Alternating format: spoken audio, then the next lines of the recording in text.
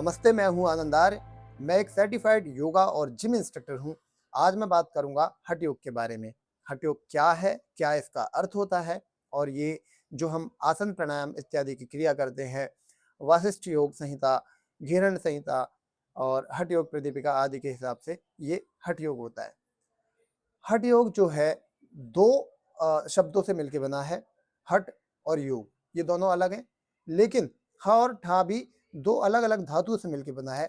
जहां पर ह जो हमें दर्शाता है अग्नि, सूर्य, पिंगला नाड़ी, कठोरता, उष्णता इत्यादि, जबकि ठा वो हमें दर्शाता है चंद्र नाड़ी, ईड़ा नाड़ी। इसके साथ ही हम बोल देते हैं सौम्यता, शीतलता इत्यादि।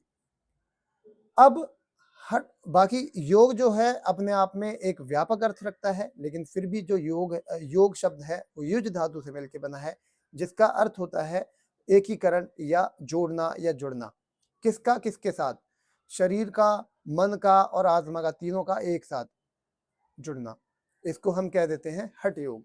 जब हमारा शरीर स्वस्थ होगा तभी हमारा मन स्वस्थ होगा, जब हमारा मन स्वस्थ होगा तब हमारी आत्मा स्वस्थ होगी।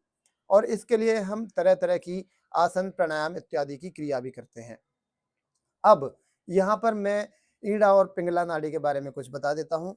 जो हमारी पिंगला नाड़ी है, जिसे हम अपना दायां स्वर भी कहते हैं, राइट नोस्ट्रिल भी बोलते हैं।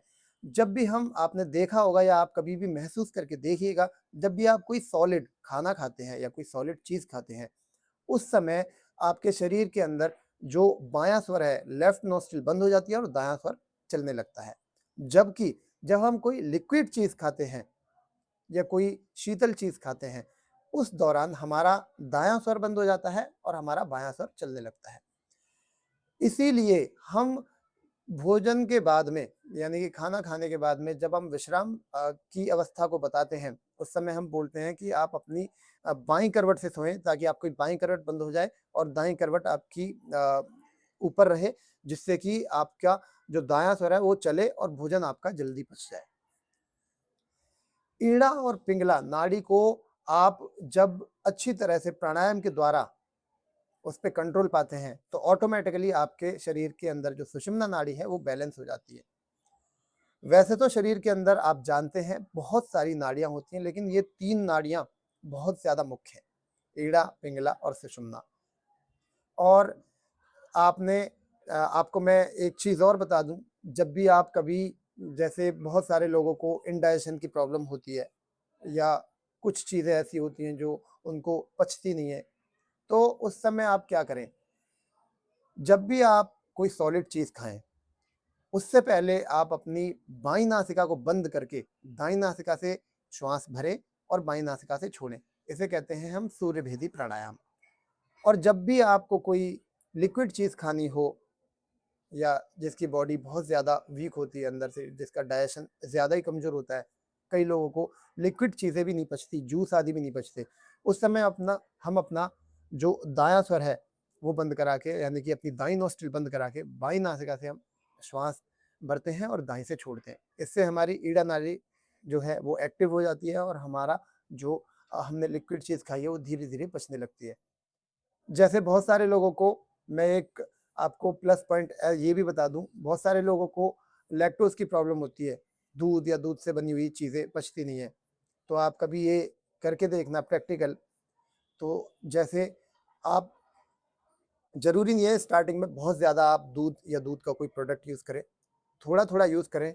और यूज़ करने से 5 या 10 मिनट पहले अपनी दाईं नाक बंद करके बाईं नाक से श्वास भरें और दाईं नाक से छोड़ें। इससे क्या है, आपकी ईड़ा नाड़ी एक्टिव हो जाएगी और शरीर के अंदर जो है ऑटोमेटिकली ऐसे चेंजेस आएंगे कि आपको जो लैक्टोज की परेशानी थी वो धीरे धीरे खत्म हो जाएगी। लेकिन ध्यान रहे, एक साथ बहुत ज़्यादा दूध या दूध का प्रोडक्ट यूज़ नहीं करना। जिनको भी लैक्टोज की प्रॉब्लम होती है, धीरे धीरे बढ़ाएं। कई बार तो हम एक एक चम्मच भी देते हैं ताकि बॉडी को उसकी आदत पड़ जाए। तो ये है हठ योग का एक मोटा मोटा अर्थ। वैसे योग हम कई प्रकार से इसको बोल भी सकते हैं, जैसे भक्ति योग, कर्म योग, ज्ञान योग, है ना? इसके साथ ही हठ योग, अष्टांग योग इत्यादि इत्यादि। बाकी बहुत सारे लोग जो हैं, जो अदर जिन्होंने अपने अपने मजहब बना रखे हैं, वो योग को सही नहीं मानते, बोलते हैं कि ये तो अ सनातन धर्मियों की ये परंपराएँ हैं योग, जबकि ऐसा बिल्कुल नहीं है। वेस्टर्न कंट्री के जो लोग हैं, जो क्रिश्चियन हैं या जो कम्युनिस्ट है, वो सारे योग करते हैं और बहुत सारे हमारे तरह-तरह के जो मत पंथ संप्रदाय के लोग हैं, वे भी योग करते हैं। योग किसी एक इंसान का नहीं है। आसन प्राणायाम की जो क्रियाएँ हैं, वो किसी एक इंसान के लिए नहीं है, वो सभी के लिए है। अच्छा, आप मुझे एक बात बताइए, अष्टांग योग में जैसे मैंने आपको अपनी पिछली वीडियो में बताया था, योग और योगा के अंतर में, कि जो अष्टांग योग होता है, जो वास्तविक योग होता है, उसके 8 अंग होते हैं। यम, नियम, आसन, प्राणायाम, प्रत्याहार, धारणा, ध्यान, समाधि। अब यम के जो पार्ट होते हैं, सत्य बोलना, क्या वो किसी एक आदमी के लिए है? अहिंसा यानी कि प्राणी मात्र के प्रति वैर भाव त्याग करके उसके प्रति अहिंसक बनना, क्या ये किसी एक व्यक्ति के लिए या किसी एक मत पंथ संप्रदाय के लिए? नहीं। ये चीज़ें तो ऐसी हैं जो प्रत्येक इंसान को फॉलो करनी चाहिए। अस्त्य यानी कि उतना ही अपने आप में किसी की भी मन से भी चोरी ना करना, इत्यादि, इत्यादि, है ना? शौच, अंदर और बाहर की शुद्धि, संतोष यानी कि जो है उसमें संतुष्टि रखना। इसका मतलब ये भी नहीं है, जैसे बहुत सारे लोग बोल देते हैं कि भाई जो मिल गया भगवान ने दे दिया, नहीं, कर्म करते हुए संतोष रखना, हाँ, जितना आ रहा है वो ठीक है। तो ये योग और योगा के आपको कॉन्सेप्ट हैं जो ये समझने पड़ेंगे। हठ योग जो आजकल बहुत ज़्यादा प्रचलन में है, आसन, प्राणायाम। बाकी हठ योग का एक मोटा-मोटा अर्थ हम ये भी लगा देते हैं कि बलपूर्वक, हठ यानी कि हठ पूर्वक अपने शरीर को उस काम के लिए एक्टिव करना, जिससे हमारा मन, बुद्धि, चित्त, अहंकार, आत्मा और हमारा शरीर स्वस्थ रहे, दीर्घायु हमें प्राप्त हो। अब वो कैसे करेंगे आप? आपने कभी भी ये देखा हो, जब भी हम आसन करते हैं, बहुत सारे आसन ऐसे हैं कि इनिशियल स्टेट पे जब शुरुआती स्टेट जो होती है, उस समय बच्चों को अगर हम योगा कराते हैं, हठ योग जिसे कहते हैं, वो कराते हैं, तो उनकी बॉडी फ्लेक्सिबल हो जाती है, लेकिन बहुत सारे लोग ऐसे हैं जो फ्लेक्सिबल नहीं हो पाते। अब उनको ज़ोर लगाना ही पड़ेगा, लगाना पड़ता है ना?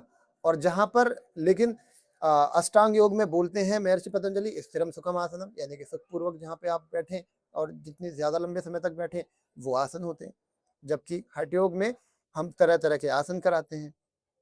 उन तरह-तरह के आसनों को करने के भी अपने अलग-अलग लाभ हैं। इसका आध्यात्मिक लाभ नहीं है, लेकिन हाँ, इतना ज़रूर है कि आपकी जो नस नाड़ियाँ हैं, वो जकड़ी रहती हैं, खिंची रहती हैं, उल्टी-सीधी पड़ी रहती हैं, वेरिकोज़ वेन आदि की समस्याएँ रहती हैं। तो जब आप अपने आप को स्ट्रेच करते हैं और योग के अंदर 2 चीज़ों की सबसे ज़्यादा स्ट्रेचिंग होती है। एक तो आपकी स्पाइन, स्पाइन की लेंथनिंग को बढ़ाना और दूसरी आपकी हैमस्ट्रिंग। सबसे ज़्यादा इसी का कॉन्सेप्ट है और स्पाइन के अंदर ऐसा बोला जाता है कि हमारी धातुएँ भरी रहती हैं और वो पुष्ट रहती है। तो हमारी स्पाइन जितनी ज़्यादा सही रहेगी, स्पाइन के आसपास की जितनी भी बैक के आसपास की जितनी भी नस नाड़ियाँ हैं, वो सही रहेंगी, हमारा शरीर उतना ही ज़्यादा स्वस्थ होगा। अब इधर फिर हम प्राणायाम की क्रिया भी कराते हैं। जब हम प्राणायाम करते हैं, कपालभाति, अनुलोम-विलोम, भस्त्रिका, उज्जयी, भ्रामरी इत्यादि। इनसे क्या है, शरीर में प्राणवायु ज़्यादा से ज़्यादा जाती है। अच्छा, उस जगह भी वो उतनी ही जाती है जब हम आसन करके उसे स्ट्रेच कर देते हैं, उस जगह को, एरिया को। तो मुझे लगता है हठ योग का जो आपको मतलब है, वो कॉन्सेप्ट है जो वो क्लियर हो गया होगा। इसी प्रकार की वीडियो देखने के लिए आप योग फिटनेस रेवोल्यूशन चैनल को शेयर करें, सब्सक्राइब करें, कमेंट करके मुझे बताया करें कि आगे आप किस प्रकार की वीडियो देखना चाहते हैं। मिलते हैं अगली किसी वीडियो में।